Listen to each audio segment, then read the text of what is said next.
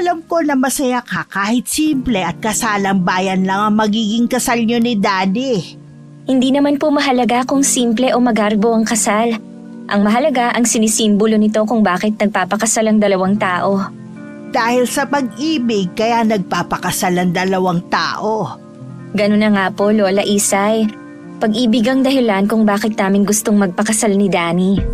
Gaya ng sinabi ko sa mga kapatid mo, ang pag-aasawa hindi kanin na isusubo. At kapag napaso, basta na lang iluluwa. Kapag natali ka na, hindi ka na pwedeng umatras. Marami ka rin kailangang isakripisyo para sa pamilyang bubuuin mo.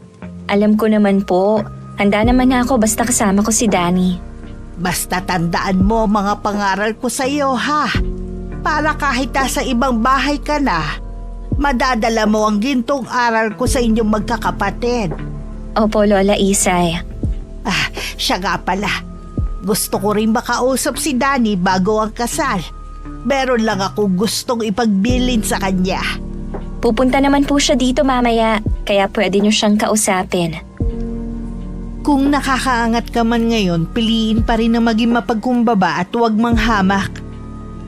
Baka ang taong hinahamak mo ngayon, darating ang panahon na siya na ang nakakahigit sa'yo. Magandang araw sa'yo, Miss Gwen, at sa lahat ng taga-subaybay ng inyong channel. Tawagin niyo na lang po ako sa pangalang Erica. May asawa at 2 anak. Nasa 30 taon na sa kasalukuyan at tubong samar. Isa rin po ako sa masugid yung taga-subaybay na gustong magbahagi ng sariling karanasan na may kinalaman sa kababalaghan, pamilya at paghihigante dahil sa kaapihan na dinanas ko. Lola Isay, gusto niya daw po akong kausapin, sabi ni Erica. Oo, iho. May ilan lang akong ihahabilin sa iyo. Kung tungkol po sa apo niyo, huwag kayong mag-alala. Mamahalin at aalagaan ko po si Erica. Kailanman hindi ko pinagdudahan ang hangarin mo sa aking apo. Hindi ko ibibigay sa iyo ang kamay niya kung wala akong tiwala sa iyo. Yun nga lang may konti akong agam-agam dito sa dibdib ko. Ano po ba ang pinangangambahan niyo? Alam ko na tutol ang mga magulang mo kay Erica. Katunayan niya na tsuhin mo lang ang kasama mo nung namanhikan. Hindi ako naniniwala na abala sila sa ibang bagay. Kahit po hindi sila nakasama sa amin nun sa pamamanhikan, wala naman silang tutol sa pag-aasawa ko. At saka, nasa hustong gulang na naman ako para magdesisyon. Gusto ko rin masiguro ang kapakanan ng apo ko sa pagtira sa bahay ninyo. May sarili po kaming bahay ni Erica. Katabi nga lang ng bahay ng mga magulang ko. Gusto ko rin po kasi na makakilos na maayos ang apo nyo kapag nandun na kami. Ayoko din kasing mailang siya. Salamat naman. Iniisip mo ang kapakanan ng apo ko. Ganon ko po kamahal si Erica. Marami po akong plano kapag magkasama na kami. Sana dumalaw kayo lagi dito sa bahay. Mamimiss ko si Erica dahil siya ang bunso sa 5 magkakapatid At 2 taon lang siya nung maulila sila sa mga magulang. Ako na nagpalaki sa kanya. Naiintindihan ko po na mangungulila kayo sa kanya. Huwag din kayo mag-alala. Lagi namin kayong dadalawin. Salamat, iho. Lubos ko nang ipagkakatiwala sa iyo ang aking apo. Pagkatapos ng kasal, dumiretso na kami sa bahay ng mga magulang ni Danny. Formal naman nila kaming binate at ganun din ang 3 niya nakababatang kapatid. Ang tatay ni Danny ay isang pulis at teacher naman sa high school ng kanyang ina. Hindi naman lingid sa akin na sa umpisa pa lang ayaw na ng nanay ng asawa ko sa akin. Inilihim ko lang yung kay Lola Isay. Dahil ayokong tumutol siya sa relasyon namin. Pasensya ka na kung ito lang muna maibibigay ko sa'yo, ha? Naiintindihan naman kita Mabuti nga kahit papano may matatawag tayong sarili nating bahay. Matatawag bang bahay ito? Kakapiraso lang. Wala tayong karapatang magreklamo dahil nakikitira lang tayo sa mga magulang mo. Mabuti nga binigyan pa tayo ng maliit na kwarto para kahit papaano may privacy tayo. Huwag kang mag-alala. Bukas na bukas din, maghahanap ako ng trabaho para maumpisa na natin ang pag-iipon. Gusto ko rin sanang magtrabaho. Marami kang trabahong pwedeng pag-extrahan dito. Magtatanong ako sa mga kakilala ko. Hindi naman ako maarte sa trabaho basta marangal. Sandali nga lang pala. Naalala ko, wala pa pala tayong bigas. Manghihiram lang muna ako kay nanay. Kakabili lang ng isang kaban ni Itay nung isang araw. Marami silang bigas. O sige, mag-aayos lang ako ng mga gamit natin. Dahil plywood lang naman ang pagitan ng sala at ng kwarto namin sa bahay ng mga magulang ni Danny, ultimo mga yabag at mahinang ingay naririnig ko. Nakikiusap ang asawa ko na kung pwedeng makahiram sila ng ilang gatang ng bigas at ibabalik na lang kapag nagkatrabaho siya. Pero galit siyang sinagot ng nanay niya. Nahinto tuloy ako sa aking ginagawa. Aba, Danny, may asawa ka na ngayon. Dapat bago mo din nalang babaeng yan dito, meron ka nang nakahandang ipakakain sa kanya. Ngayon lang naman po alam niyo naman na nawalan ako ng trabaho kaya hindi ako nakapag-ipon. Pwes, hindi ko na problema kung wala kayong makain.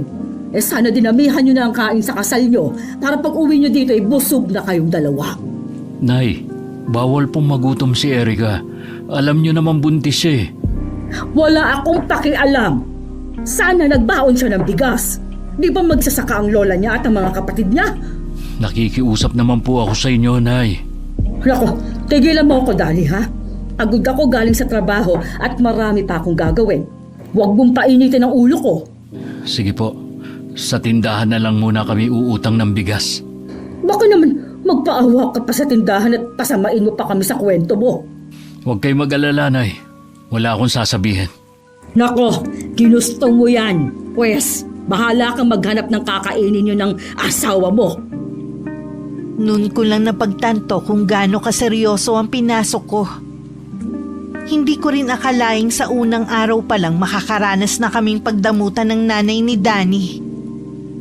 Halos kalahating oras din bago bumalik ang asawa ko. Kahit nakangiti, kita ko sa mga mata niya ang lungkot.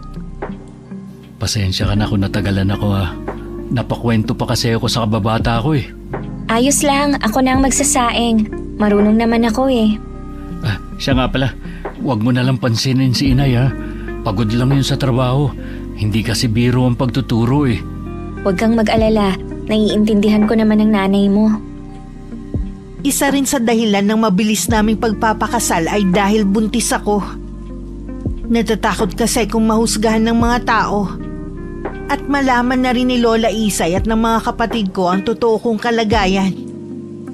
Kaya kahit hindi pa kami handa lalo na sa pinansyal, pumayag na rin ako kahit sa kasalang bayan kami maikasal. Akala ko katulad ng mga kapatid ko ang magiging buhay ko sa pag-aasawa.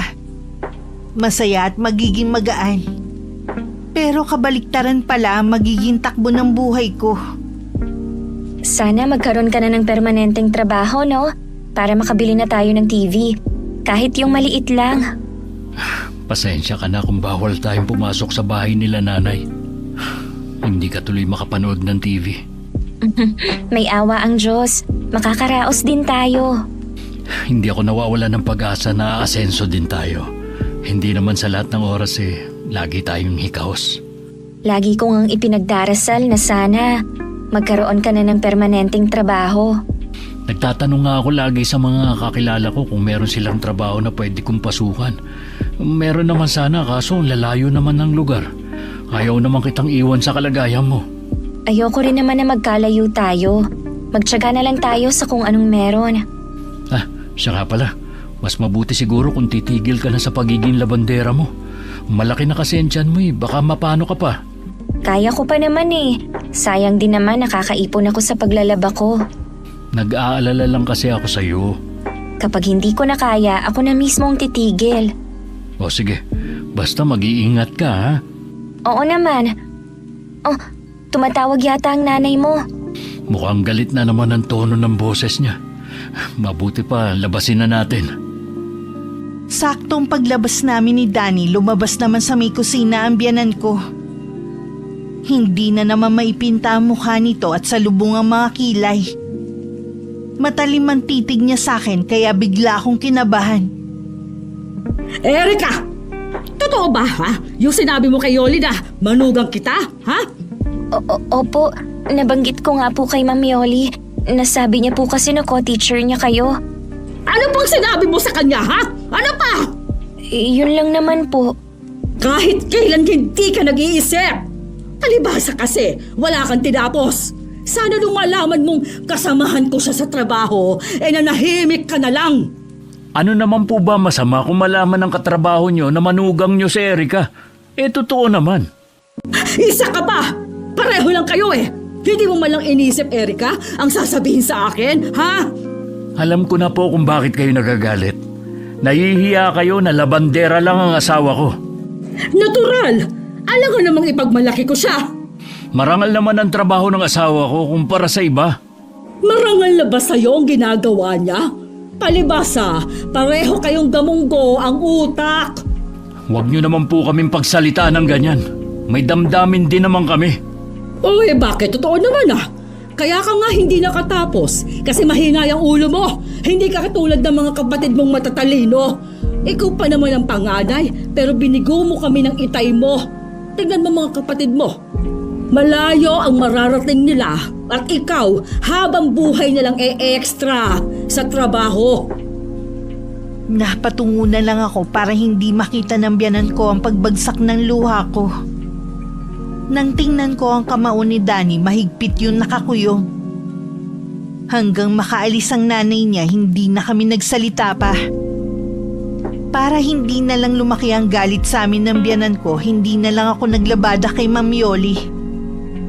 Maganda sana dun dahil bukod sa mabait yun, pinapagamit pa niya ako ng washing machine para hindi ako mahirapan. Huwag ka namang inayang sa kikitain mo kay Ma'am Yoli. Okay na rin siguro yon para pumirmi ka na lang dito sa bahay. Magaan naman kasi ang paglalaba ko doon at saka mabait ang pamilya nila. Kaysa naman magalit pa sa atin si inay. Bakit ganun ang nanay mo magsalita? Parang hindi ka naman niya anak. Kahit naman noon, iba na ang trato niya sa akin kumpara sa mga kapatid ko. Hindi ka man lang ba ipinagtatanggol ng tatay mo at mga kapatid mo? Takot ang mga kapatid ko kay inay, kaya sunod-sunuran lang din sila. Si Itay naman, kapag naririnig niyang pinagsasalitaan ako ng masama ni inay, pinagtatanggol naman niya ako. Kaya lang lagi naman siyang wala dito sa bahay. Nasasaktan din kasi ako kapag iniinsulto ka ng nanay mo. Sanay naman na ako eh. Dapat masanay ka na rin. Nag-aalala tuloy ako na makalakihan ng anak natin ang trato sa atin ng inay mo. Malay mo, kapag lumabas na ang baby natin, magbago na si inay. Sabi kasi nila, ang panganay na apo daw ang mas minamahal ng lolo't lola. Sana nga ang anak natin ang magpapalambot sa puso ng inay mo. Konting tiis pa ha. Magbabago din ang lahat. Basta kasama kita, lahat makakaya ko. Dahil naiinip at hindi naman ako sanay na walang ginagawa, naglako na lang ako ng mga gulay na tanim ng isa sa mga kapitbahay namin. Dahil sa kagustuhan kong makaubos ng paninda kung saan-saan ako nakakarating. Hanggang sa isang kakilala na naman ng biyanan ko ang naging suki ko, na naging dahilan na naman para magalit siya sa akin. Talaga bang inuubos mo ang pasensya ko, ha? Hindi ko po kayo maintindihan. May nagawa po ba akong mali? May gana ka pa talaga magtanong? Sino may sabi sa'yo na pwede ka maglako ng gulay at bentahan ng kakilala kong guro? Hindi ko naman po alam, Nay. Di bang sabi ko sa'yo, tigilan mo ng ginagawa mo? Kung gusto mong maglabandera at maglako ng gulay, dun mo yan gawin sa inyo. Basta't malayo dito! Nakikiusap naman po ako sa inyo. Huwag niyo naman akong pagbawalan. Malapit na po akong mga anak at kailangan namin ng pera. Hindi pa naman pala kayo handa. Bakit ka nagpabuntis agad sa anak ko? Baka akala mo may mahihita ka sa amin dahil magandang profesyon namin mag-asawa. Mahal po namin ni Danny ang isa't isa. Mahal ba ka mo? Bakit napapakain pa kayo ng pagmamahal na yan, ha? Naniniwala po kami na balang araw, makakaraos din kami. Kailan pa? Ha? O itong isaksak mo sa kukote mo, Erika, ha? Kahit kailan, wala kayong aasahan sa aming mag-asawa. Ang kinikita namin ay sapat lang para mabuhay kami at mapag-aral ang 3 naming anak. Mula nang magsama po kami, hindi naman kami umasa sa inyo. Nagsusumikap po kami sa sarili naming paraan.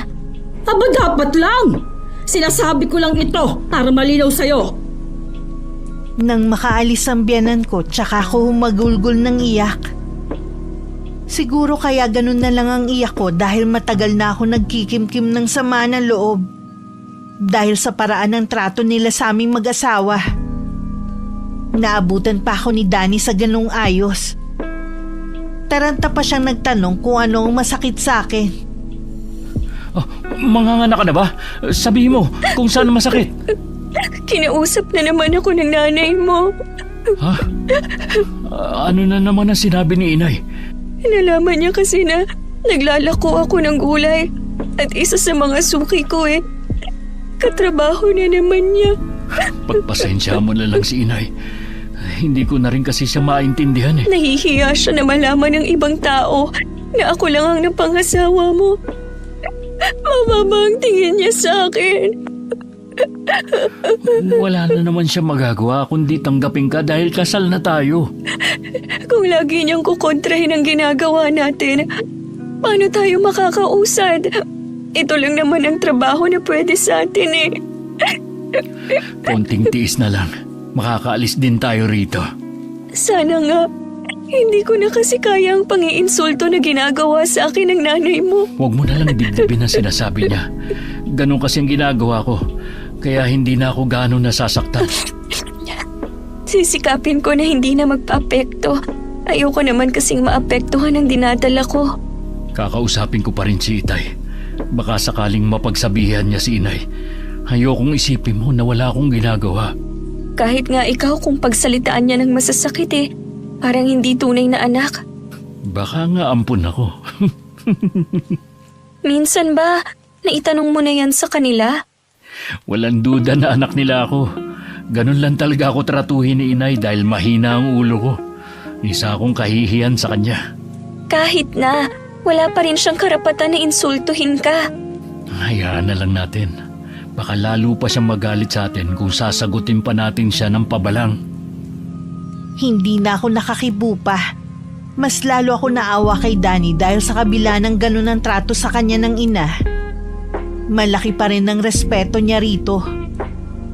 Matuloy na lumipas ang mga araw. Dumating na ang panganganak ko. Mabuti na lang nasa bahay si Danny at agad ako naisugod sa ospital. Naging maayos naman ang panganganak ko at nagsilang ako ng malusog na lalaking sanggol. Yun nga lang walang pamilya niya ang dumalaw kundi pamilya ko lang. Hindi na naman sila nag-usisa pa nang sabihin ni Danny na abala lang sila. Kamukha ko talaga ang anak natin. Mula mga mata, ilong, labi, at hugis na mukha. Wala man lang nakuha sa'yo. Oo na, sa'yo na lahat nakuha. Lalo pa akong magsisipag anak sa trabaho para mabigay lahat ng kailangan mo. Anak, lumaki ka sanang malusog at mabait na bata. Lalaki siyang mabait sa tulong ng paggabay natin sa kanya. Siya nga pala, nagbilin si Lola Isay na sa 1 linggo, pupunta siya dito. Siyang magpapaligo sa akin. Ay, oo nga pala. Yung mga bilin niya, huwag mong kakalimutan, ha? Oo, nagpapasalamat talaga ako ng sobra at nakaraos na rin ako sa panganganak kahit napakasusungit ng nurse at doktor sa ospital na yon. Ganun talaga kapag public hospital. Naaawa na nga ako sa katabi ko Iyak na nga ng iyak, pinagalitan pa. Huwag mo nang alalahanin ang mga nangyari sa ospital. Baka mabinat ka pa sa kakaisip Kahapon pa ako dito. Hindi pa rin dumadalaw ang pamilya mo. Kinumusta ka naman ng mga kapatid ko Hindi ba sila interesado na makita ang anak natin? Akala ko pa naman magbabago na ang mga magulang mo kapag nanganak na ako. Baka busy lang sila. Hintayin na lang natin na dumalaw sila. Natatakot tuloy ako na tratuhin din nila ang anak natin katulad ng pagtrato nila sa atin. Huwag kang mag-isip ng ganyan. At saka hindi naman ako papayag nun. Kung hindi nila tatanggapin pati ang anak natin, mabuti pang umalis na lang tayo dito. Alam mong hindi pa natin kayang magpagawa ng sariling bahay. Nakakahiya naman kung sa Lola Isay mo tayo makikitira. Ako ang lalaki. At saka nangako ako sa kanya na pangangalagaan kita. Para lang kaming hangin na hindi nakikita ng pamilya ni Danny. Nasasaktan ako para sa anak ko dahil wala pa siyang muwang. Hindi siya tanggap ng lolo at lola niya. May ilang gabi na ring umiiyak ang sanggol. Sa araw naman tulog siya. Alam ko na nakakaabala na kami at anumang oras pwede kaming puntahan ng biyanan ko. Na nangyari na nga. Ano ba? Hindi ba kayo marunong makaramdam, ha? May mga pasok kami kinabukasan. Ilang gabi na kaming napupuyat sa iyak ng sanggol na yan. Pasensya na po kayo, Nay. Sa gabi po kasi gising ang apo ninyo eh. Gawan mo ng paraan na kahit gising yan, hindi makakaistorbo sa mga kapitbahay. Talibasa kasi kayo eh. Walang iniintindi. Nay, intindihin niyo naman. Sanggol pa lang si Baby Francis. Hindi pa naman niya alam na nakakaistorbo siya eh. Kaya nga kayong mga magulang ang gumawa ng paraan para mapatahan ang anak ninyo. Bukas po, ipapacheck up namin ang bata. Baka kasi may dinaramdam. Kala nyo kasi ganun kadali ang pagkakaroon ng anak. O ayan, yan ang napapala nyo. Pati kami dinamay ninyo. Nay naman, kung magsalita kayo parang hindi niyo apo ang anak namin. Sinabi ko bang hindi? Minsan kasi hindi niyo man lang sinilip ang anak namin dito. Tapos pupunta lang kayo para magreklamo. Uunahin pa ba namin na silipin yung anak ninyo may mga trabaho kami? Pwede naman namin gawin sa ibang araw. Hindi naman yata kayo aalis dito. Sige po, Nay. Gagawa na lang po namin ng paraan para hindi na makaistorbo sa inyo si Baby Francis. Pasensya na po talaga, ha? Siguraduhin nyo lang na hindi naiiyak yan, ha? Opo, Nay. Mabuti naman umalis na ang inay mo. Kanina pa rin ako nagpipigil ng iyak eh. Sumusobra na siya. Wala pang muwang ang anak natin. Pero nakakaranas na siya ng pang-aapi sa pamilya mo. Patawarin mo ako, Erica. Akala ko kasi magbabago na si inay kapag nakita niya ang anak natin. Ayaw nga nilang silipin man lang. Paano pa nila makikita? Magsisikap pa akong maigi para makaalis na tayo rito. Ilalayo ko na kayo sa lugar na ito. Mabuti pa nga, Danny. Hindi ko na rin kasi kayang pakisamahan ng pamilya mo. Nang dumating si Lola Isay, sinabi ko laging umiiyak ang anak ko sa gabi. Meron siyang ibinigay sa akin na langis para ipahid ko sa tiyan ng anak ko tuwing gabi. Nagpausok din sa buong paligid ng bahay namin ng lola ko. Nagpakulo na rin siya ng tubig na maraming iba't ibang klase ng dahon na makakatulong daw para maiwasan ko ang binat at agarang panunumbalik ng lakas. Kailan niyo pala pabibinyagan ng bata? Baka po isabay na lang namin sa piyesta dito, La. Matagal pa ang piyesta dito ah. Bakit hindi na lang sa piyesta sa atin? Sa isang buwan na yon, para sana mabinyagan na ang apo ko. Wala pa po kasi kaming ipon. Libre naman ang bayad sa simbahan dun eh. Siguro kung meron man kayong gagastusin sa kandila lang. Sa handaan naman pwede naman sa bahay. Pwede na rin siguro na isang pares ng ninong at ninang na lang ang kunin ninyo. Sige po, Lola, sasabihin ko po kay Danny. Sa totoo lang po, gusto ko na rin pabinyagan ng anak namin para mabawasan ang pag-iyak niya sa gabi. Ano nga pala ang sabi ng lolo at lola ni Francis? Siguradong tuwan-tuwa sila, no? Opo. Masaya po sila dahil unang apo nga nila. Sabi ko na nga ba kung ako nga tuwang-tuwa sila pa kaya? Kapag po nagising siya, paliliguan ko. Ako na magpapaligo sa kanya ha. Magpahinga ka na lang dyan. Kung gusto mo matulog, sige lang. Ako na muna ang bahala sa anak mo. Sige po, Lola. Para nga po kung inaantok pagkatapos maligo eh. Ako na rin ang bahalang magluto. Nang magising ang anak ko, pinaliguan na siya ni Lola Isay. Pumalahaw na naman ito ng iyak. Si Lola parang naaliw pa dahil malakas daw umiyak. Hindi ko lang masabi na baka magalit na naman ang biyanan ko. Ilang sandali nga lang isang malakas na hampas sa plywood na narinig namin. Kasunod ng galit na boses ng biyanan ko. Ano ba, Erica? Hindi mo ba patitigilin sa pag-iyak ng anak mo? Naistorbo na nga sa gabi, pati ba naman sa araw? Meron nag-aaral dito. Lola, patahanin niyo na po si Baby Francis. Baka po sumugod na naman dito ang biyanan ko. Bakit ganun ang tono ng biyanan mo? Akala ko ba'y natutuwa sila sa apo nila? Intindihin na lang po natin na naaabala sila. May mga trabaho naman kasi sila eh. Dapat maintindihan nila ang sanggol. Normal lang naman na pumalahaw ng ganito ang bata. Oo nga po, Lola. Kaya lang hindi nila kasi maintindihan ang anak ko. Magtapat ka nga sa akin, apo. Totoo ba natanggap nila ang anak mo at kayo sa bahay na to? Lola, Ayaw mo talagang patahanin ng batang yan? Sige ha, hintayin mo ako. Napupuno na ako sa iyak ng batang yan eh. Ako na ang bahalang humarap sa kanya. Padedehin mo muna tong gwapito kong apo. kumakatok na po ang biyanan ko. Nagugutom na pala kaya umiyak eh. Ako na magbubukas. Talaga bang... Aling Isay? Ako nga. Kanina pa po ba kayo nariyan? Maaga akong pumarito dahil dinalhan ko rin ang mga dahon ng apo ko para sa unang paliligo niya. Hindi niyo siguro napansin ang pagdating ko dahil saradong-sarado ang bahay ninyo. Para bang takot kayong pasukin ng ibang tao? Ayaw kasi naming naaabala kahit na ba araw ng Sabado marami kasi kami ginagawa.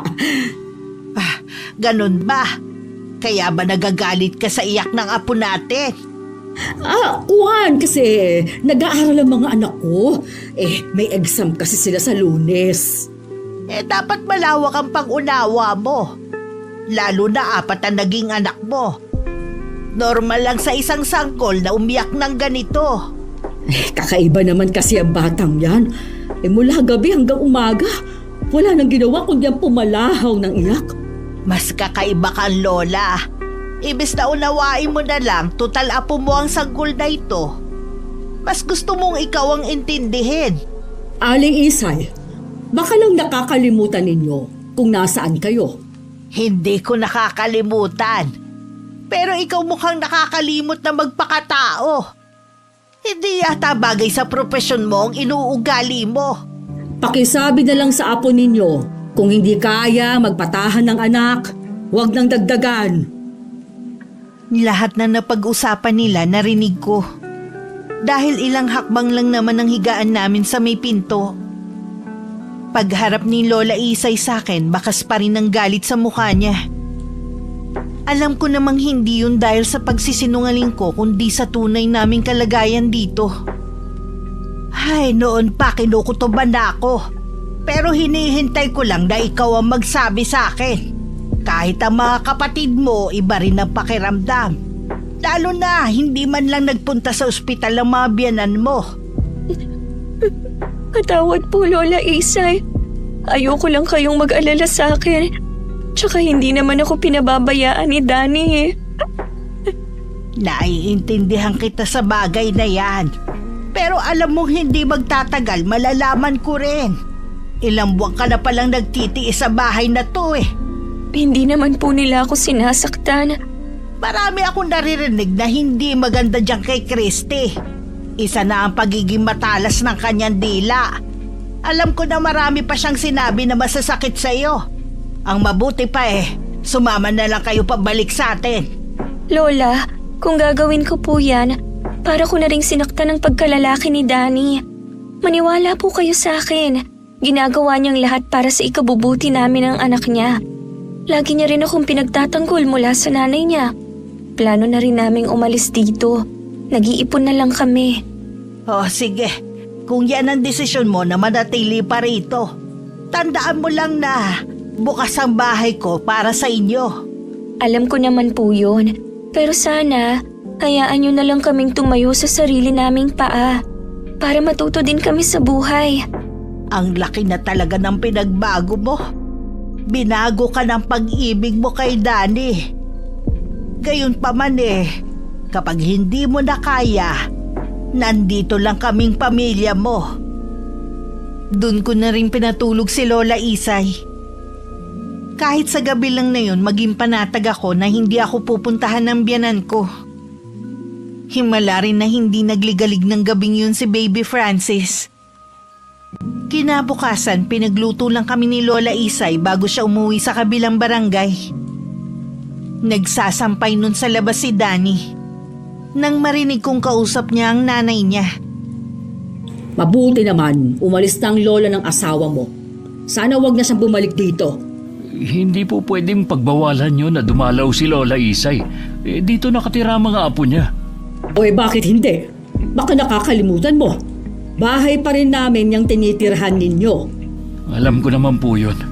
Pero wala naman ako nakikitang masama kung dadalaw sa amin si Lola Isay. Sa iyo wala. Yung asawa mo, ni hindi man lang nga niya nagawang magpasabi na dadalawin siya ng lola niya. Alam nyo naman na hindi pa pwedeng lumabas si Erica dahil bagong panganak lang siya. Di sana ikaw. Posible namang hindi mo alam na darating ang lola niya. Gustuhin ko man po, paano ko gagawin? Mula na magpakasal kami ni Erica, pinagbawalan nyo na akong pumasok sa bahay na yan. Laging nakalak ang mga pinto na para bang pagnanakawan namin kayo. Kahit gusto namin makipanood ng TV, paparating pa lang kami, pinapatay nyo na agad. Ni hindi nyo kami maalok na kumain kapag masarap ang ulam nyo. Kung hindi ka kaagad nag-asawa, kahit papaano sana, natitikman mo pa rin ang buhay na meron sa amin ngayon. Ikaw kasi, para ka mauubusan ng babae. Hindi ko po pinagsisisihan na pinakasalan ko si Erica. Pues, magtiis ka sa buhay na meron ka ngayon. Naniniwala ako na makakaahon din kami sa kinasasadlakan namin. Libre naman mangarap, kaya sige lang. Dahil sa pagmamaliit sa amin ng biyanan ko, lalo pang nagsumikap si Danny. Yun nga lang hindi pa siguro naming panahon. Kaya hindi pa siya nakakahanap ng magandang trabaho. Pumayag na rin siya sa suhestyon ni Lola Isay na sa amin na lang binyagan ng anak namin. Gaya ng inaasahan, hindi dumalo ang pamilya niya. Mga malalapit na kaibigan lang ang naging bisita naming mag-asawa noon. Nagambag ang mga kapatid ko para lang mairaos ang binyag at piyesta.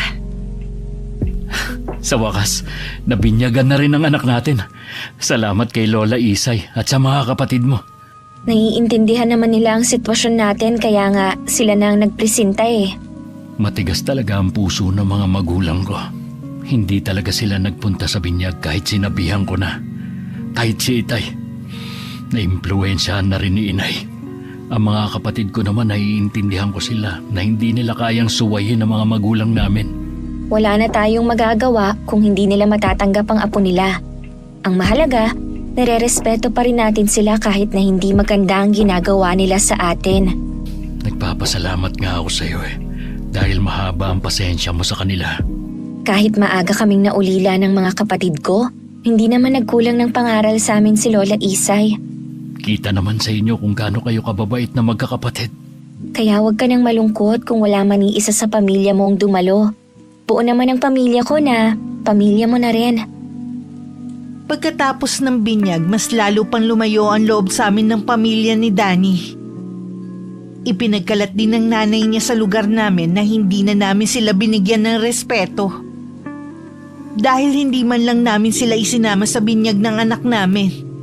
Samantalang halos magmakaawa na nun si Danny. Sa lahat ng pagkakataon, kami lagi ang pinapalabas nilang masama. Hindi na lang kami umiimik at nagkukunwaring walang naririnig sa ibang tao. 2 taon na kami nagsasama ni Danny pero wala pa rin pagbabago ang pakikitungo nila sa amin. Hanggang ngayon wala pa rin permanenteng trabaho ang asawa ko kaya lalo kaming minamata. Kaya naman para makatulong sa gastusin, tumatanggap ako ng labahin sa araw na walang pasok si Danny. Wala talaga akong swerte sa trabaho. Ilang taon na akong puro pa extra lang. Paano tayo makakaalis dito? Ang kinikita ko sapat lang sa mga ngailangan natin. Hindi pa siguro ito ang tamang panahon. Kailan pa kaya ang sinasabi mong tamang panahon? Huwag kang mainip. Ako nga hindi nawawalan ng pag-asa eh. Kaya nga kahit papaano, Tumutulong ako sa'yo para may ipon tayo kahit konti. Patawarin mo ako, Erica. Binigo kita sa mga pangako ko sa'yo. Hindi mo ko binigo. Naging mabuti kang asawa at ama. Sapat na yon. Kung kinakapos man tayo, isipin mo na lang na maswerte pa rin tayo kumpara sa iba. Ang mahalaga lang naman, walang nagkakasakit sa atin. Tama ka. Susubukan ko na lang ulit mag-apply ng ibang trabaho. Subukan mo kaya na magpatawas para mawala yung inaakala mo na malas. Wala namang masama eh. Kay Lola Isay ka na lang pumunta. O sige, sa isang araw na wala akong pasok, dalawin natin siya. Namimiss na nga siya ni Francis eh. Wala nang bukang bibig kundi Lola. Sayang nga lang, hindi siya malapit kay inay. Paminsan-minsan naman eh, pinapansin siya ng itay mo. Sana balang araw, lumambot na rin ang puso ni inay sa kanya. Sabi ko nga sa'yo, huwag kang mawawala ng pag-asa. Oo na, bilib din talaga ako sa'yo sa pagiging positibo mong mag-isip. Sabado pa lang ng hapon pagdating ni Danny umalis na kami. Dahil lagi naman sarado ang bahay ng mga magulang niya, hindi na kami nagpaalam pa. Lingid pala sa amin, hihingi ng pabor ang mga biyanan ko sa amin para tumulong sa paghahanda. Dahil kaarawan ng bunsong kapatid ni Danny. Uminit na naman tuloy ang ulo ng biyanan ko na makitang nakalak ang bahay namin. Hindi naman maitago ni Lola Isay ang saya na makita kaming bumaba ng tricycle. Agad niyang binuhat ang apo at saka pinupog ng halik. Mabuti naman dinalaw niyo ako. Namimiss ko na kasi ng sobrang gwapito kong apo eh. Ilang araw na po talaga naming plano ang pagpunta dito. Tsaka balak pong magpatawas sa inyo ni Danny. Bakit iho? May dinaramdam ka ba? Wala naman po akong nararamdaman sa katawan ko. Baka sakali lang na mawala ang malas na bumabalot sa akin. Kahit kasi anong gawin ko, hindi po ako makahanap ng magandang trabaho. O di sige, mamayang 6:00 natin gawin. Salamat po, Lola. Nandiyan nga pala ang bayaw mo. Nung nakaraan ka pa niya hinahanap eh. Tsak na matutuwa yun. Pupuntahan ko po muna sa kanila. Isasama ko na rin muna si Francis para makalaro ang mga pinsa niya. Babalik na lang kami bago mag 6:00. Kapag nakalimutan mo, susunduin ko na lang kayong mag-ama. Nagtataka nga rin ako kung bakit parang mailap sa inyo ang swerte. Pareho naman kayo masipag na mag-asawa. Kaya nga po minsan nawawala na ng pag-asa si Danny eh. Pakiramdam niya malas siya. Siguro kasi dahil nakadikit ang bahay niyo sa kanila kaya nag-aagaw ang swerte. Baka nga po yun ang dahilan. Kumusta na nga pala ang pakikitungo sa'yo ng mga biyanan mo? Kung ako sa inyo, tanggapin nyo na lang ang inaalok ko na dito kayo tumira. Malaki pa naman ang lupa dyan sa likod ng bahay eh. Pwede kayo magpatayo doon ng maliit na kubo. Sa totoo nga po, gusto ko nang umalis doon. Si Danny lang po ang inaalala ko. Ibaba na kamo niya ang pride. Kung gusto niya ng pagbabago sa pamilya niyo, siya na mismo ang lumayo sa pamilya niya. Kakausapin ko po ulit siya pag uwi namin sa bahay. Hindi nga maituturing na bahay ang kapirasong kwarto na yun eh. Ang mahalaga naman po may privacy kami kesa na kasama talaga namin sila sa iisang bubong. Sa bagay nga, di bukas na kayo uuwi. Bukas po ng hapon. Mabuti nga yun para tapos na ang handaan sa amin. May okasyon pala sa inyo. Bakit parang ayaw niyong dumalo? Birthday po ng bunsong kapatid ni Danny. Kahit naman po nandun kami, hindi naman kami iniimbita. Mas kawawa po kung nandun lang kami. Grabe talaga ang mga ugali ng mga taong yun. Ang nanay lang naman po ni Danny ang may problema. Mabait naman po ang tatay niya. Ang mga kapatid naman po may takot pa sa nanay nila. Kaya nga sana pag-isipan niyo ang inaalok ko. Parang ang bilis lang ng oras nung nasa bahay kami ni Lola Isay. Iba kasi kapag masaya ka sa isang lugar. Malapit nang dumilim nun nang makauwi kami sa amin. Naabutan pa namin ng ilang kalalakihan na nagliligpit ng mga mesa at upuan na ginamit sa okasyon. Tuloy-tuloy lang kami hanggang makapasok sa loob ng bahay namin. Mukhang bongga ang selebrasyon ni Irene ng birthday niya. May inarkila pa mga mesa at upuan. Pwede kasi 18 na ang kapatid mo. Bukas ko na lang siguro siya babatiin. Ako rin. Kamusta na nga pala ang pakiramdam mo pagkatapos kang tawasin ni Lola Isay? Magaan ang pakiramdam ko. Nawala yung bigat sa balikat ko eh. Mabuti naman kung ganon. Magsasaing na nga pala ako. Buti na lang at may padala sa ating ulam si Lola. Oo nga. Ang nanay mo yata ang kumakatok sa may pinto.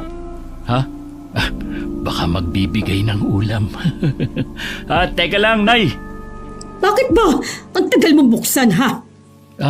Pasensya na po, Nay. Kararating lang kasi namin eh. Saan ba kayo nagpunta at kahapon pa walang tao dito? Galing kami kina Lola Isay. Mas inuna mo pa talagang pagpunta doon kaysa tumulong sa paghahanda para sa birthday ng kapatid mo. Hindi ko naman po alam na kailangan nyo ng tulong eh. Dapat kasi nagpapaalam man lang sana kayo. Hindi naman po kasi namin alam na imbitado kami. Nasanay na kasi kami na tuwing may handaan sa inyo hindi nyo kami kailangan. Kahit kailan talaga hindi kayo maaasahan. Mas inuna nyo pa ang pamamasyal. Pasensya na talaga, Nay. Sa susunod, magpapaalam na kami. Dapat lang. Gusto nyo yata nakasahod lang ang kamay sa handaan. Alam nyo noon pa, hindi nyo na ako tinuring na anak. Hindi nyo rin kami iniimbita sa kahit anong okasyon na meron sa bahay nyo. Kaya wala kayong karapatang sabihin sa aming nakasahod lang ang kamay namin sa handa nyo. Hindi kami mga patay gutom! Aba, sumasagot ka na ha? Dapat nga noon pa Malaki lang ang respeto ko sa inyo bilang magulang. Pero sumusobra na kayo. Wala kang karapatan na pagsalitaan ako ng ganyan dahil anak lang kita. Kung hindi mo na kaya ang mga sinasabi ko, lumayos kayo sa pamamahay ko. Balang araw aalis kami rito. Huwag kayo mainip. Kung talagang aalis kayo, sana noon pa. Puro ka na lang naman tuda Kulang pa nga yung kinikita mo sa pagkain ninyo. Kahit na ganun, hindi kami humingi sa inyo ng kakanin namin sa araw-araw. Dahil dyan sa pagsagot-sagot mo sa akin, lalo kang mamalasin. Tandaan mo ang sinasabi ko sa'yo. Hindi ako makapaniwalang sa unang pagkakataon maririnig kong sinagot ni Danny ang kanyang ina. Siguro nga napuno na rin ang asawa ko sa ginagawa ng biyanan ko sa kanya. Nang sumunod na araw kahit katanghali ang tapat, nagpaparinig ang biyanan ko na wala daw kaming kwentang tao. Walang utang na loob at mamalasin daw kami habang buhay. Kahit may sarili kaming tirahan, wala namang kaming privacy. Tanggapin na lang natin ang inaalok ni Lola Isay. Huwag ka mag-alala. Tatapusin ko lang ang trabaho ko dito sa malapit sa atin. Tapos aalis na tayo rito. Mabuti naman na tauhan ka na rin. Hindi ko na rin kasi kaya ang ginagawa ni Inay sa atin. Nakakababa na masyado ng pagkatao. Tanggapin na lang siguro natin na hindi na siya magbabago pa. Baka kapag nawala tayo rito, sa kanya maisip na mahalaga rin pala ako sa kanya bilang anak niya. Sana nga isang araw siya naman ang matauhan. Huwag na lang kayong masyadong maglalabas ng bahay para hindi kayo mapag-initan, ha? Oo, huwag ka rin masyadong mag-isip. Konting panahon na lang matatapos na ang pagtitiis natin. Mabuti na lang wala tayong gamit. Hindi tayo mahihirapan sa paglilipat. Wala naman tayong paglalagyan kasi dito. At saka hindi nga tayo pinayagan na bumili ng gamit dahil tataas daw ang bill natin. Kapag nakalis na tayo, kahit paunti-unti makakapagpundar na rin tayo. Pakiramdam ko naging mabagal lalo ang pag-usad ng mga araw. Masama pa ang pakiramdam ko ng mga oras na yun. Dasal ko lang na sana hindi mauwi sa trangkaso. Sayang naman kasi kung a-absent sa trabaho si Danny para lang alagaan ako at ang anak namin. Habang nagpapaapoy ako, hindi ko na malayang nakaalis na sa tabi ko si Francis. Wala akong kamalay-malay na malapit na siya sa may daan. Nakita naman ng biyanan ko ang apo pero tiningnan lang niya. Bago pa makarating sa gitna, sakto naman dumating si Lola Isay na sakay ng tricycle. Nahagip pa ng paningin niya ang pagtalikod ng biyanan ko. Mabuti, walang masamang nangyari sa'yo, anak. Ano ba kasi ang ginagawa mo? Isa na nga lang yung anak mo hindi mo pa mabantayan. Paano kung hindi ako dumating? Baka kung napano na ang apo ko. Nasa tabi ko lang siya kanina eh. Hindi ko po namalayan na wala na siya. Kanina pa po kasi ako parang wala sa sarili dahil sa sama ng pakiramdam. Mukha ka nga may sakit. Mabuti pa magpahinga ka na lang. Ay, sobrang init naman dito sa loob ng bahay niyo. Mabuti nakakatulog kayo sa tanghali. Kaya nga po napilitan ng gumawa ng duyan dito sa labas si Danny para dito kami tumambay na mag-ina. Wala na ba kayong electric fan kahit yung maliit lang? Wala po la, tsaka bawal po kami bumili ng gamit. Pinagbawalan kayo ng biyanan mo. Ganun na nga po, para wala ng gulo, sumunod na lang po kami. Ay, sumusobra na talaga ang babaeng yon. Wala talagang pakialam sa inyo. Kahit man lang sana sa apo niya. Mapapahamak na nga ang bata sa harapan niya ni hindi man lang takbuhin. Ano pong ibig niyong sabihin? Kanina nung dumating ako, nasa labas din si Christy. Wala talaga siyang pagmamahal sa apo niya. Kung hindi pa kayo aalis dito, baka mas lalong mapahamak ang anak mo rito. Lola, pumayag na po si Danny na umalis dito. Ay, mabuti naman kung ganon. Kailan kayo lilipat? Tatapusin lang po niya yung trabaho na malapit dito. Rekomenda kasi siya ng kaibigan niya, kaya nahihiya siya na basta na lang umalis. May maganda rin pala akong balita sa'yo. Hiring daw sa pinapasukan ng kuya mo. Pwedeng pumasok doon si Danny. Kaya kapag lumipat kayo, may trabaho na naghihintay sa kanya. Talaga po? Ito na siguro ang swerte namin. May palagay kasi ko na. Kaya hindi rin makapaghanap ng maayos na trabaho si Danny. Dahil pinipigilan ng nanay niya. Totoo po yun. Minsan kasi narinig ko na may kausap ang biyanan ko. Sinasabi niya na kahit anong mangyari, huwag tatanggapin sa trabaho ang anak. Hayaan lang daw na maghirap sa pa-extra-extrang trabaho. Hindi ko nga po masabi hanggang ngayon sa asawa ko eh. Sobra na talaga ang kasamaan niya. Imbes na tulungan niya na umasenso ang anak, hinahatak pa niya pababa. Ayaw po sa akin ang biyanan ko, kaya siguro nadadamay na lang si Danny sa galit niya. Hindi sapat na dahilan yun. May anak na kayo ni Danny, dapat lang tanggapin ka na niya. Sinabi ko na nga po na tanggapin na lang namin na hindi na magbabago ang nanay niya. Mamaya nga pala. Hihilutin kita para gumaan ang pakiramdam mo. Salamat po Lola, dumating kayo ah. Nung dumating si Danny, agad kong ibinalita ang sinabi ni Lola Isay. Kahit bakas ang pagod kanina, bigla na lang umaliwalas ang mukha nito dahil sa sinabi ko. Sinarili ko na lang din ang nangyari na muntik ng ikapahamak ng anak namin. Ayoko na rin kasing dagdagan ng sama ng loob niya sa kanyang ina. Excited na ako sa trabahong kasama ang kuya mo.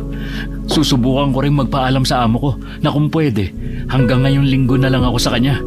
Sana payagan ka at wag mo muna palang babanggitin kahit kanino ang plano natin ha. Yun ang bili ni Lola Isay para daw hindi mausog ang swerteng parating sa atin. Meron din pala akong sasabihin sa'yo. Ano naman ang sasabihin mo? Dumaan kaninang lunch break si Itay sa trabaho ko. Nilibre nga niya ako ng tanghalian eh. Di mabuti, siguro masarap ang inulam mo kanina. Oo, siya kasing pumili ng ulam namin eh. Sa karinderya malapit sa trabaho kami kumain. Anong napag-usapan nyo? Humingi siya ng dispensa sa ginawa ni Inay sa atin. Kahit gusto raw niya tayong ipagtanggol, para hindi na lang humaba ang gulo na nahimik na lang siya. Tingin ko naman mabait ang itay mo. Ayaw lang niya siguro magalit sa kanya ang inay mo. Ganun na nga. Sabi pa nga niya, kung may pagkakataon ako na makaalis sa bahay, subukan ko daw. Baka daw sa ibang lugar ako swertihin. Sasabihin mo ba sa kanya ang plano natin? Saka na siguro. Gusto ko kasing humarap sa kanya kapag may maayos na akong trabaho. Masaya na rin ako kahit papano. Dahil sa wakas makakaalis na kami sa bahay na yun. Pero bago ang araw ng pag-alis namin, may nangyari sa kabilang bahay. Nagising na lang kami ni Danny sa malakas na sigaw ng nanay niya. Kasunod nun ang malakas na kalabog sa pinto namin. Agad kami napabangon mag-asawa at hinarap ang galit na nanay niya. Ilabas mo ang pera ko! Walang ibang kukuha nun kundi ikaw! Hindi ko po kayo naiintindihan. Ano po bang sinasabi ninyong pera? Huwag ka nang magmamaang-maangan pa! Ilabas mo na kung ayaw mong ipadampot kita sa pulis! Hindi ko nga po alam ang sinasabi niyo. Huwag niyo po munang pagbintangan si Erica. Ano bang pera sinasabi niyo? May pera ako na 100,000 piso. Pagtingin ko ngayon sa pinaglagyan ko, wala na! Matagal ko yung pinag-ipunan para sa pagre-retiro ko. Pang negosyo namin yun ng ama mo. Ni hindi nga po kami nakakapasok sa bahay na yan eh. Kaya imposible na asawa ko ang kukuha nun. Bakit hindi niyo tanungin ang mga kasama niyo sa bahay? Hindi magagawa ng tatay mo at mga kapatid mo na pagnakawan ako. Ilabas mo na, Erica, ang pera ko. Maawa ka naman. Ang tagal ko yung pinag-ipunan. Hindi po ako ang nagnakaw ng pera niyo. Hindi ko po magagawa yun. Sinungaling! Noon pa, masama ng kutob ko sa'yo. Wala kang utang na loob. Pagkatapos kang iuwi ng anak ko dito, pagnanakawan mo lang pala kami. Tumigil na nga kayo! Huwag niyong hanapin ang pera niyo dito. Wala kaming ninanakaw sa inyo. Huwag mo nang ipagtanggol ang magnanakaw mong asawa! Kung hindi ka aamin ngayon, kakakalad ka rin kita sa barangay. Tingnan ko lang kung hindi ka umamin. Umalis na kayo. Bago ko makalimutang nanay ko kayo. Isa ka pa! Pareho ko kayong kakasuhan. Baka nga magkasabwat kayong dalawa sa pagnakaw ng pera ko eh. Humanda kayo! Hindi ko magagawa na pagnakawan ng inay mo. Sa tagal kong nakatira dito, hindi ko pa napapasok ang bahay niyo. Hindi mo kailangang magpaliwanag. Alam kong hindi mo yun magagawa kahit kailan. Bakit ba nangyayari to? Kung kailan paalis na tayo? Kahit na ano mangyari, lalayo na tayo sa lugar na ito. Hindi mo na mararanasan ng mga ginagawa ni inay. Ipinatawag kami sa barangay ni Danny dahil sa reklamo ng biyanan ko. Kamag-anak nito ang kapitan sa lugar na yon. Kaya halatang kinakampihan nito ang nanay ng asawa ko. Kulang na lang lumubog ako sa kinauupuan ko sa mga paratang nila. Lahat ng yun nasaksihan ni Lola Isay na kasama din namin. Hindi ako magaling pagdating sa batas, Kapitan. Pero sa nakikita kong pagtatanong at pamimilit ninyong pag-amin ng apo ko, halata na meron kayong kinikilingan. Kaya nga po nandito tayo para malaman ang katotohanan at magkasundo ang dalawang panig. Mabuti pag sa himpilan ng pulis na lang tayo magharap para mas malalim na maimbestigahan ang nangyari. Hindi na po kailangan, Aling Isay. Kaya nga nandito tayo para dito pa lang ay maayos na ang problema. Bakit ba nakikialam ka dito, ha? May karapatan akong makialam dahil apo ko ang sangkot. Kausapin mo yung apo mo na ibalik na lang ang pera ko para matapos na ito. Anong ibabalik sa'yo ni Erica? Kung hindi naman siya ang kumuha. Walang ibang kukuha nun kundi siya. Palibasa sabik sa pera yung apo mo. Kung sigurado ka, sa presinto ka magreklamo at haharapin ka namin doon. Bakit ba kailangan pa nating pahabain to? Dito pa lang tapusin na natin. Kahit magdamag pa tayo rito, walang ilalabas na perang apo ko. Dahil hindi siyang kumuha. Ano bang klaseng pagpapalaki ang ginawa mo dyan sa apo mo? Maayos ang pagpapalaki ko sa aking apo. Baka ikaw ang hindi naturuan ng maayos. Sayang naman ang propesyon mo. Ano kaya ang itinuturo mo sa mga estudyante mo, ha? Huwag mong maisali-sali ang propesyon ko dito. Dahil nga dyan sa katayuan mo, kaya ganun na lang ang ginagawa mong pangmamaliit sa apo ko. Ilang sandali pa dumating na rin ang ama ni Danny. Nag-usap sila ni Kapitan na malayo sa amin. Maya-maya pinaalis na rin kami. Wala pa rin akong tigil sa pag-iyak. Inaalo naman ako ni Danny samantalang tahimik lang si Lola hanggang makauwi kami ng bahay. Mabuti pa, iha. Sumama ka na sa akin sa bahay. Kapag sumama po ako sa inyo, baka lalong isipin ng nanay ni Danny na ako ang kumuha ng pera niya. Tama po si Erica, Lola. Palipasin po muna natin ng ilang araw. Labis na ang pagdurusa ng apo ko sa kamay ng nanay mo. Hindi ko na kayang palampasin ang ginagawa niyang to. Ako na po ang humihingi ng kapatawaran sa ginawa ni Inay. Kahit siya pa ang humingi ng kapatawaran na imposible niyang gawin, kulang pang kabayaran yun sa ginawa niyang pangmamaliit at pamamaya sa apo ko. Lalabas din ang katotohanan kung sino ang kumuha sa pera ni Inay. Isa lang sa mga kasama niya sa bahay ang gagawa nun. Pwedeng pinoprotektahan din ng nanay mo. Kaya kay Erica niya ibinunto ng sisi. Lola Isay, huwag na po kayong magalit. Baka mapano po kayo. Huwag mo akong alalahanin, Iha. Ayos lang ako. Kung wala nga lang akong inaasikaso sa atin dito muna ako sa inyo. Siya nga pala. Hayaan nyo na lang muna ang anak nyo sa kapatid mo. Naaalagaan naman siya dun Mabuti pa nga po, La. Ayoko din kasi siyang maapektuhan sa nangyayari sa amin ng papa niya. Tumahang ka na, Apo. Maayos din ang problemang to. Opo, Lola. O paano? Aalis na ako, ha? Mag-iingat kayo rito. Hindi na itinuloy ng biyanan ko ang reklamo laban sa akin. Pero nag-iwan naman yun ng matinding trauma sa akin at kahihiyan. Tuwing lalabas kasi ako ng bahay namin, maririnig ang mga bulong-bulungan ng mga tao tungkol sa akin. Mas matindi pa siguro ang kahihiyan na inabot ko kaysa ang makulong. Hindi rin natuloy ang plano naming araw ng pag-alis para palamigin muna ang sitwasyon. Ayaw kasi naming lumabas na parang may tinatakasan kami. Hindi na rin pumapasok nun sa trabaho si Danny para masamahan niya ako. Nag-aalala kasi siya na baka may gawin na masama sa akin ng nanay niya. Hindi ko yata nakikita ang anak mo dito. Nasa kapatid po ni Erica. Wala ka na bang trabaho? Huwag mong sabihin natanggal ka sa trabaho dahil sa asawa mo. Hindi po. Kusa akong umalis para masamahan si Erica. Mas kailangan niya ako. Bakit? May sakit ba ang asawa mo?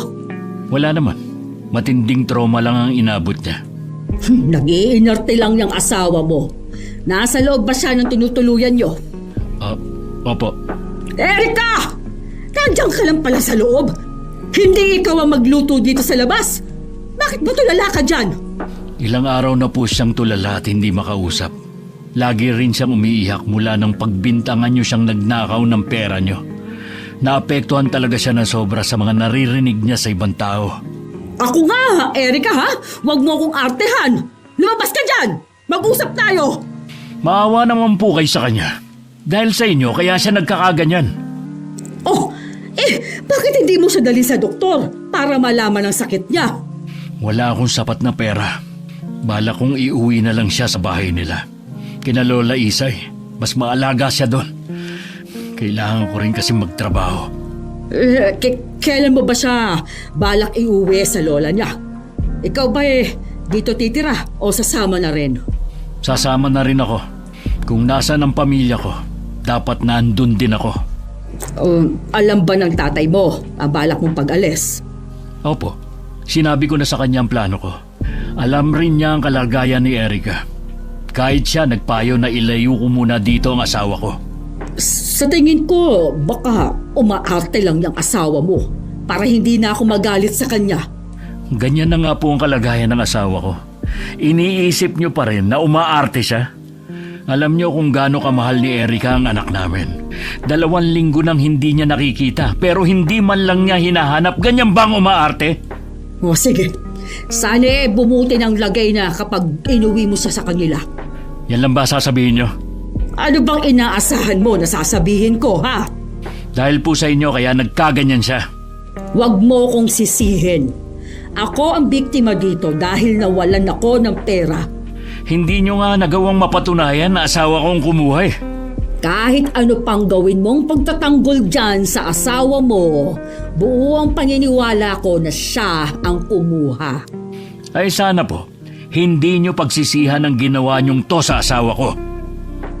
Kinabukasan, dumating si Lola Isay at ang isa ko pang kapatid na may-ari ng tricycle na sasakyan namin. Nakikita ko naman ang nangyayari pero hindi ko alam kung bakit hindi ko gustong magsalita. Nakakaramdam kasi ako ng takot na baka may masabi akong mali. Nakasakay na kami nun sa tricycle at hinihintay na lang si Lola Isay na sumakay na rin. Kasalukuyan siya nakikipag-usap sa biyanan ko. Kung inaakala mo na nakaligtas ka na sa ginawa mo sa apo ko, nagkakamali ka. Alam kong walang batas para sa mga katulad mo. Pero ako mismo ang magpaparusa sa'yo. Ang lakas naman ng loob mong pagbantaan ako sa mismong pamamahay ko. Hindi to pagbabanta. Gagawin ko to para maipaghiganti ko lang ang nangyari sa apo ko. Sige nga. Ano ang gagawin mo sa akin? Mas matindi pa sa inaakala mo. Yung nanaisin mo na lang mamatay kesa maranasan ng matinding sakit. Ang mabuti pa umalis na kayo.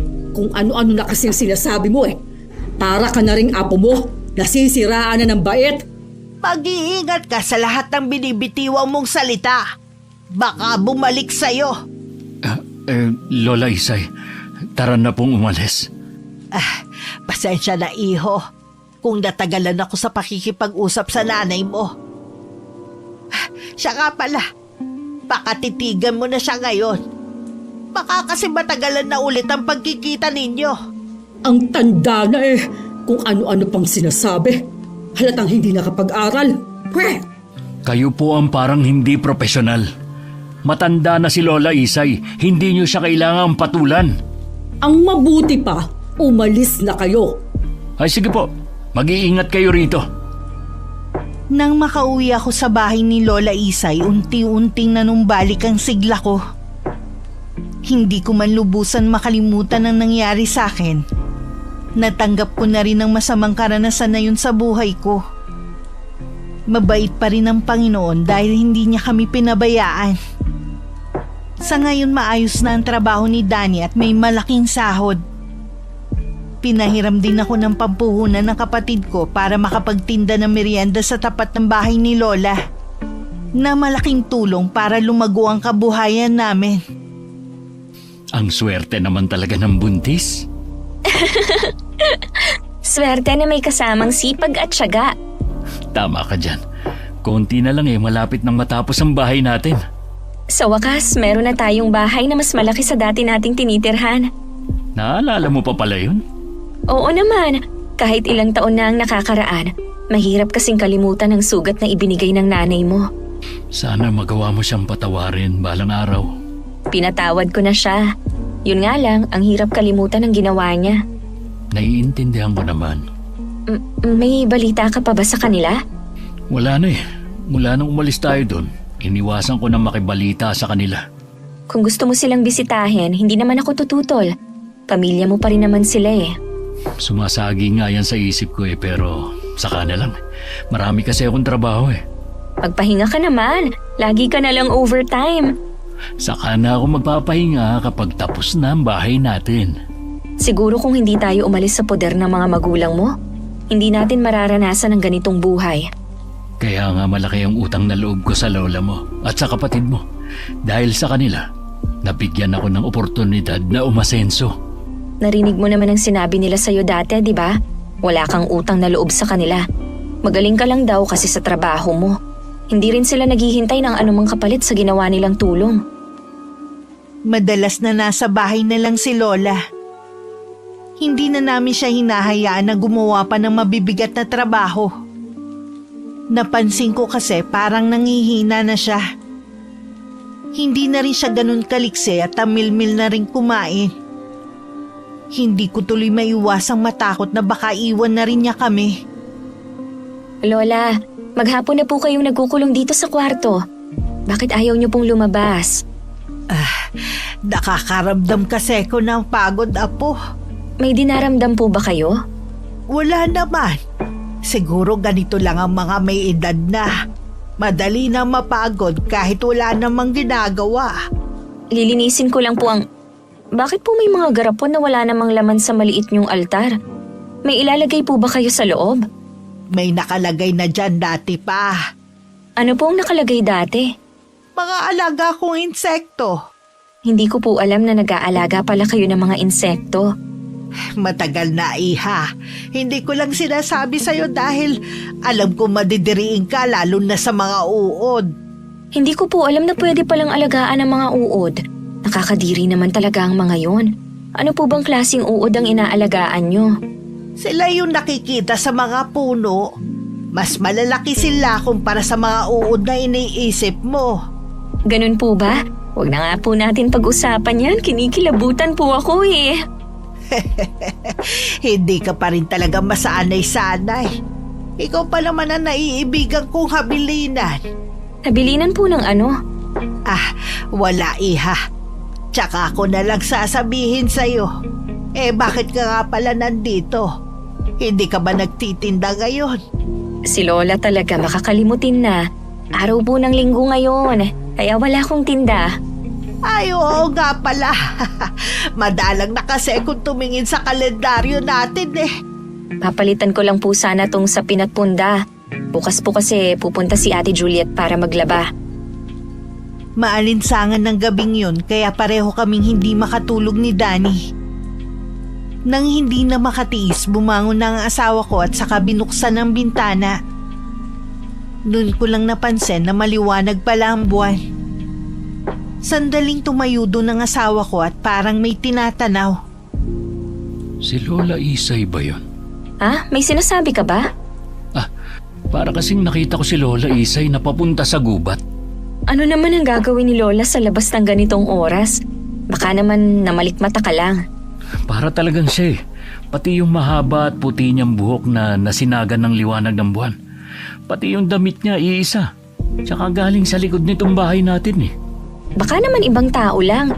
Hindi lang naman si Lola Isay ang matanda dito sa lugar natin. Mabuti pa isara mo na yung bintana. Kung ano-ano na kasi yung nakikita mo eh. Hindi ako mapalagay eh. Imposible nga yung sinasabi mo. Nasa kabilang kwarto lang si Lola Isay. Paano kung... Ang kulit mo rin, no? Mabuti pa silipin na lang natin si Lola sa kwarto niya. Paano kung nandyan nga siya at natutulog? Baka maabala natin. Hindi naman tayo papasok. Sisilipin lang natin siya. Nauna na akong lumabas ng kwarto. Alumpihit namang sumunod sa akin si Danny. Nang nasa tapat na kami ng silid ni Lola Isay, dahan-dahan ko yung pinihit at binuksan. Madilim ang loob kaya hindi ko maaninag kung may nakahiga ba sa kama.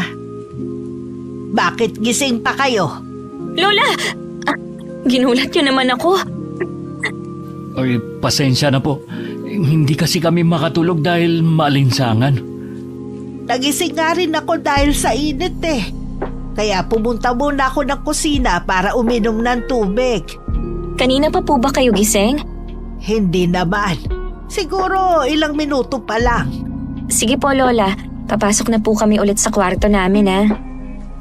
Matutulog na rin ako. Papasok na sana kami sa kwarto namin nang lumingon ako. Papasok na rin sa silid si Lola na mapansin ko ang bakas ng putik sa sahig. At galing yun sa mga paa niya. Naging palaisipan yun sa akin pero inilihim ko na lang. Kinabukasan naging abala na kami sa aming kanya-kanyang gawain. Habang nasa harap ako ng paninda namin, isang bisita ang dumating. Nung una hindi ko agad siya nakilala dahil malaki na ang pinagbago ng itsura niya. At nasa wheelchair lang siya. Kayo po pala. Kumusta ka na, Iha? Ayos naman po. Si Danny po ba ang sadya nyo? Nasa trabaho pa kasi siya. Mga anong oras kaya siya makakauwi? Minsan po kasi gabi na. Mula nang umalis siya sa bahay, hindi na ulit siya nagparamdam sa amin. Samantalang nasa kabilang barangay lang kami. Sasabihin ko na lang po sa kanya na galing kayo dito. Papadalawin ko rin po siya sa inyo. Pakiusap lang, Iha. Pakisabi sa kanya na kailangan ko siyang makausap. Nakikita mo naman siguro ang kalagayan ko. Kailangan ko kasi ang tulong niya. Kung hindi niyo po mamasamain, anong nangyari sa inyo? May sakit ba kayo? Mahirap ipaliwanag ang sakit ko. Kay Danny ko na lang siguro sasabihin at bahala na siyang magsabi sa'yo. Sige po. Baka may gusto po kayo na inumin o merienda kaya. Hindi na, Iha. Bawal pa kasi akong kumain ng mga pagkain, lalo na sa ibang bahay. Okay po. Kahit hindi na nagparamdam sa amin si Danny, marami naman kaming nabalitaan na magagandang nangyayari sa inyo. Katulad ng pagkakaroon ng bahay. Dahil po sa sipag at tiyaga, kaya natupad ang mga pangarap namin. Hindi rin kami tumigil sa pagdadasal. Ganun ba? Yun pala ang sikreto nyo. Hindi ako sigurado pero kinakitaan ko ng pagsisisi ang biyanan ko ng mga sandaling yun. Bago umalis, sinulyapan pa niya ang halos patapos na naming bahay na ipinagagawa. Pagdating ni Danny, sinabi ko sa kanya ang pagpunta ng nanay niya. Ha? Talaga? Ano daw ang kailangan niya? Hindi sinabi eh. Basta hindi maganda ang lagay niya. Palagay ko malala na ang sakit niya. Ano pa napag-usapan niyo? Mula nung umalis ka daw, hindi ka na nagparamdam sa kanila. Ayos lang ba sa'yo kung pupuntahan ko siya? Oo naman, para malaman mo din ang kalagayan niya. Kahit ano man ang nangyari noon, nanay mo pa rin siya. Bukas ko na lang siguro siya pupuntahan. Gusto mo ba sumama? Sa ibang pagkakataon na lang, tingin ko kailangan niyo munang makapag-usap ng sarilinan ng nanay mo. Siguro nga. Sana lang hindi ganun kalubhan sakit niya.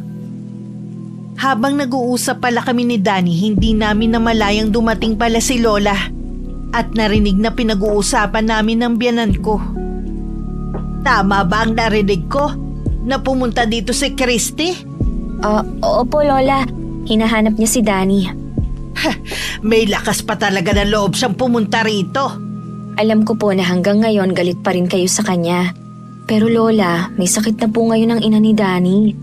Sa tingin mo dahil may sakit na siya ngayon mabubura na nun ang ginawa niya? Nagdudusa na po siya ngayon. Siguro po sapat na yun. Alam ko sa kabila ng nangyayari sa kanya, hindi pa rin niya pinagsisisihan ang mga ginawa. Nagkatinginan na lang kami ni Danny. Hindi na rin naman umimik si Lola. Kinabukasan, maagang umalis ang asawa ko para dalawin ng ina. Pagdating niya sa kanila, nadatnan niya ang ama na malaki na rin ang itinanda. Kita sa mukha nito na masaya na makita siya. Matapos ang maiksing batian, dinala na siya nito sa silid kung nasa ng ina. Salamat naman. Dinalaw mo ko. Nabanggit po ni Erica na galing kayo sa bahay kahapon. Akala ko hindi niya sasabihin sa'yo. Hindi ganun si Erica. Kumusta na kayo? Malala na ako, Danny. Baka nga araw na lang ang itatagal ko. Ubus na ang lahat ng pera namin ng ama mo sa pagpapagamot sa akin. Hanggang ngayon, hindi pa rin ako gumagaling. Nasaan nga pala mga kapatid ko? Hindi ba sila tumulong sa inyo? Mga wala ring utang na loob ang mga kapatid mo. Pagkatapos ng lahat ng ginawa ko sa kanila, ito pa ang mapapala ko sa kanila. Tinalikuran na nila kami ng itay mo. Nagkanya-kanya na sila. At hindi ko alam kung nasa na sila ngayon. Dadaling ko na po kayo sa ospital. Hindi na iyo. Wala na rin namang mangyayari. Isa pa, hindi doktor ang makakagamot sa akin. Ano pong ibig niyo sabihin? Nung wala na kaming pera, sinubukan naming lumapit sa albularyo. Ang sabi nung tumingin sa akin, hindi pangkaraniwan ang sakit ko dahil mula ito sa sumpa ng taong nagagalit sa akin. May bumabarang sa akin.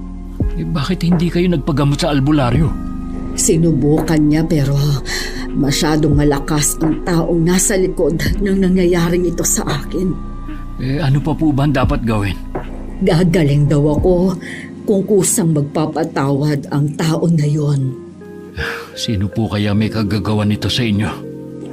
2 tao lang ang naiisip ko na pwedeng gumawa nito sa akin. Ang maglolang Isay at Erika. Imposible po ang sinasabi nyo. Hindi nila magagawa ang sinasabi nyo. Mabubuti po silang tao. Hindi kita pipilitin na maniwala sa akin. Pero sabi ng albularyo, kaunti na lang ang oras na natitira sa akin. Dapat humingi ako ng tawad sa mga taong nagawan ko ng masama. Galing na kayo sa bahay. Sana humingi na kayo sa kanila ng tawad. Gusto ko sana. Kaya lang nauunahan ako ng hiya. Kung talagang gusto nyong gumaling, kakalimutan nyo ang hiya. Matuto kayong ibaba ang sarili nyo. Hindi sila lalapit sa inyo, lalo na kayo ang may kasalanan sa kanila. Mabait ang maglola. Sa kanila ko naranasan kung paano magkaroon ng pamilya. Alam ko, nagalit ka sa akin dahil sa ginawa ko. Siguro, mali nga ang paglapit ko sa iyo. Hindi mo ako matutulungan. Wala po akong magagawa para sa inyo kundi ang samahan kayo sa kanila. Mahina na ako, iho. Ihingi mo na lang ako ng tawad sa kanila. Nay, Siya nga pala, umamin ang bunso mong kapatid na si Irene na siya ang kumuha ng pera ko. sabi ko na kasama nyo lang sa bahay ang kukuha nun. Sige na. Baka hinihintay ka na ng asawa mo. Ayos lang naman ako kung iwan mo na ako. Sanay na naman kami ng itay mo na kami lang. Aalis po ako. Pero babalik din ako. Dismayado si Danny sa nalaman. At sa pagmamatigas pa rin ng ina na ibaba nito ang pride. Pagdating sa bahay, sinabi niya ang kalagayan ng ina at ang kagustuhan nitong manatili hanggang sa huling sandali nito. Okay lang naman kung doon ka muna sa inyo para masamahan mo si inay. Nauunawaan naman kita. Siya nga pala. Umamin na raw si Irene na siya ang kumuha ng pera ng inay noon. Mabuti naman at naliwanagan na tayong lahat. Ako na ang humihingi sa inyo ng tawad sa mga nagawa ng nanay ko. Napatawad ko na ang inay mo noon pa. Sa dami ng biyayang dumating sa buhay natin, wala nang puwang sa akin ng galit. Si Lola Isay kaya? Galit pa rin kaya siya sa nanay ko? Hindi ko alam pero nung nakausap ko siya, sabi ko patawarin na niya ang inay mo. Hindi siya sumasagot. Pero alam ko na patawad na niya ito. Sana nga. Ano nga bang sakit ng inay mo? Wala siyang sakit, Erika. Sabi ng albularyo na tumingin sa kanya, may bumabarang daw sa kanya. Kaya pala ganun ang itsura niya. Tanging pagpapatawad mula sa taong gumawa nito sa kanya magpapagaling sa kanya. Danny, huwag mong isipin na kami ni Lola ang pinaghihinalaan ng nanay mo. Ganun na nga. Pero sabi ko, malabong kayo. Wala lang talagang mapagbintangan si inay. Masyado rin siyang nagmamatigas. Kahit gaano pa ang galit ng Lola, hindi niya magagawang manakit ng kapwa niya. Alam ko naman yun. Gusto ko sanang humingi ng tawad sa inyo ang inay, bago man lang siya mamaalam. Hayaan mo na kung ayaw niya. Pakisabi sa kanya na pinapatawad ko na siya at hiling ko pa na sana gumaling na siya. Salamat. Siguradong matutuwa si inay. Gagaan kahit papano ang kanyang dinadala. Nalulungkot din ako para sa biyanan ko. Masyado pa siyang bata para mawala sa mundo. Hindi ko na rin sinabi kay Danny na kapag barang bihira na nakakaligtas. Dahil mas mabagsik yun kaysa sa kulam. Kahit mapatawad pa ang nanay niya, walang katiyakan na mababawi pa ang sumpa. Dahil siguradong nasa loob ng katawan ng biyanan ko ang mga insekto na ginamit sa barang. Salamat, anak. Bumalik ka. Sinabi ko naman sa inyo, di ba, na babalik ako? Pinapasabi po pala ni Erika na umaasa siya na gagaling kayo. Napakabait niya talaga. Sayang, hindi ko siya binigyan ng pagkakataon na mapalapit sa akin. Pasensya na po kayo kung hindi ko siya kasama. Nakita niyo naman po na malaki na ang tiyan niya at nag-aasikaso pa siya ng negosyo namin. Naiintindihan ko naman. Masaya na ako na kahit isa lang sa mga anak ko narito sa tabi ko. Nabanggit nga po ni Itay na hindi pa rin niya nakukontak ang mga kapatid ko. Hayaan na lang natin sila. Basta, wag mo kong iiwan. Hindi ko na alam kung anong nangyayari sa loob ng katawan ko, pero alam ko na merong gumagalaw sa tiyan ko. Magpakatatag po kayo. Alang-alang sa amin ni Itay. Hindi ko na kaya. Oras na lang ang natitira sa akin. Tinapat na ako ng albularyo kanina. Gusto ko pa sanang bumawi sa inyo eh. Kaya ko nang ibigay sa inyo lahat ng hilingin nyo. Hindi. Ibigay mo na lang sa pamilya mo. Sa kanila ka na lang bumawi. Habang lumalalim ang gabi, hindi na rin makausap ang biyanan ko. Dumating na rin ang 3 pang kapatid ni Danny. Lahat sila nag-iiyakan habang nakapaligid sa kanilang ina, na nakatuon na lang sa kisame ang mga mata. Hindi nila nasisiguro kung naririnig pa ba sila nito. Ilang sandali pa maririnig sa 4 na sulok ng silid na yon ang malakas na tili at iyakan. Bigla kasing lumaki ang tiyan ng biyanan ko at pumutok yun. Tsaka lumabas mula doon ang iba't ibang uri ng insekto. Maging sa mga mata, tenga, ilong at bibig, lumabas naman ang mga alupihan na lalong nagpatili sa mga babaeng kapatid ni Danny. Napasandal na lang sa pader habang tahimik na umiiyak ang asawa ko. Kamusta na ang Itay mo? Ayos na siya. Bumalik na rin sa bahay ang mga kapatid ko. Sabi pala niya, kung pwede na dalawin natin siya. Gusto niya kasi na makabawi sa apo niya. Oo naman, kapag wala kang pasok, pumunta tayo doon. Siguradong matutuwa si Itay. Lalo na kapag lumabas na ang bunso nating anak. Sabi rin ng mga kapatid ko, gusto rin nilang makasama ang pamangkin nila. Mabuti naman tanggap na nila kami. Matagal na kayong tanggap. Yun nga lang, hindi nila masuway si Inay noon. Siya nga pala, ikaw na lang muna ang bahala kay Francis ha. Dadalhin ko lang to kay Lola Isay. Ilang araw na kasi siyang walang ganang kumain eh. O sige, pupuntahan ko lang ang anak natin. Napasukan ko si Lola na nakatayo sa harapan ng bintana at parang may tinatanaw. Inilapag ko muna ang dala kong mangkok na may lamang sopas. Lola Isay, ano po ang tinatanaw niyo dyan? Gusto ko lang tanawin ang buong paligid para hindi ko makalimutan. Dala ko na po ang sopas ninyo. Kumain po muna kayo. Bumalik na pala ang mga alaga ko. Ano pong alaga? Tingnan mo ang mga garapon sa altar.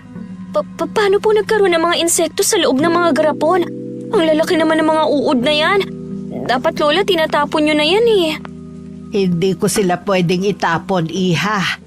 Mga alaga ko sila. Malaki ang naitulong nila sa akin. Naiiling na lang ako nang makita kong kinakausapan niya ang mga yun. May hinala din na nabuo sa isip ko pero pilit ko yung inaalis sa isipan ko. Ilang araw muna ang pinalipas ko bago ko naisipang tanungin si Lola. Pero hindi na siya makausap ng matino. Para na siya nag-uulyanin at nag-iisip bata. Hanggang sa kasalukuyan hindi na bumalik sa sariling katinuan si Lola Isay. Kaya ang mga tanong sa isip ko hindi pa rin nabibigyan ng kasagutan. O magkakaroon pa ba ng kasagutan? Sa karanasan ko ito, may makikilala ka talagang mga tao na hanggang sa huling sandali ng buhay nila, hindi magagawang magpakumbaba sa mga tao na gawa nila ng masama. Gaya ng biyanan ko. Ang mahalaga nagawa ko siyang patawarin. At laging ipinagdarasal ang katahimikan ng kanyang kaluluwa. Hanggang dito na lang, Miss Gwen, ang aking kwento. Maraming salamat.